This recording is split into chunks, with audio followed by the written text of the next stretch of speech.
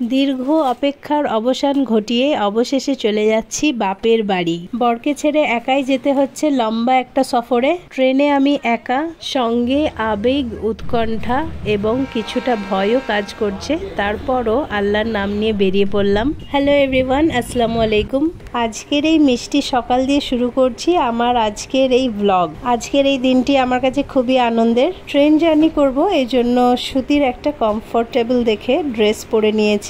তো আমি মোটামুটি রেডি হয়ে গেছি। সো ফাইনালি এখন রুম থেকে বের হচ্ছি আর এবার আমরা চলে যাব স্টেশন। মনের মধ্যে ভীষণ ভীষণ আনন্দ হচ্ছে, because after a long time আমি যাচ্ছি আমার বাবা মার কাছে। এই যে বাবা মায়ের কাছে যাওয়ার যে আনন্দটা আমি অনুভব করছি, হয়তো এই একই আনন্দ আপনারাও সেমভাবে অনুভব করে থাকেন। তবে দূর থেকে বাপের বাড়ি যাওয়ার যে আনন্দ, সেটা কি কাছে থেকেও একইভাবে অনুভব করা যায়?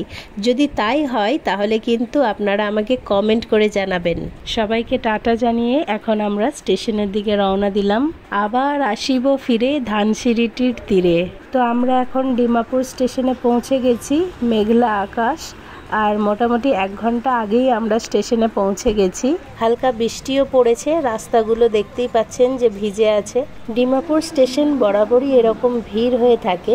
তো এখন চলে যাচ্ছি আমাদের কোচ নাম্বারের কাছে। হাজব্যান্ডের পিছনে পিছনে আমিও চলে যাচ্ছি আমার লাগেজ নিয়ে। তো এখন ফাইনালি পৌঁছে গেছি আমাদের কোচ নাম্বারের কাছে। তো দেখতেই পাচ্ছেন আমি এখন অধীর আগ্রহে স্টেশনে দাঁড়িয়ে আছি, ট্রেনের অপেক্ষা করছি। আমার অপেক্ষার যেন আর ধৈর্য ধরছে না।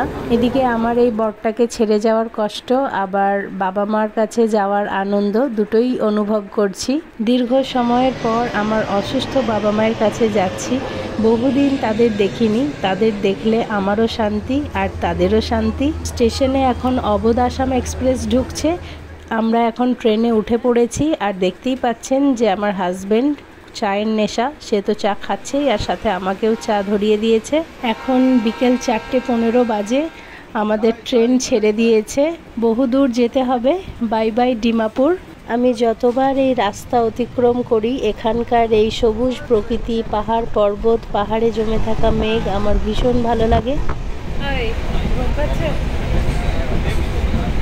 চা খেতে খেতে আর এই পড়ন্ত বিকেলের সূর্য অস্ত দেখতে দেখতে 1.5 ঘন্টা পার করে এখন পৌঁছে গেলাম লামডিং স্টেশনে।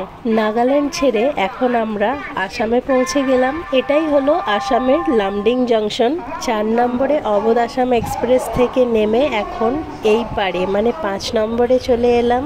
এই 5 নম্বরেই আসবে আমার বাপের বাড়ি যাওয়ার ট্রেন কাঞ্চনজঙ্ঘা এক্সপ্রেস। আজকের মতো এতটাই। নেক্সট পার্টে আবার দেখা হবে। বাই।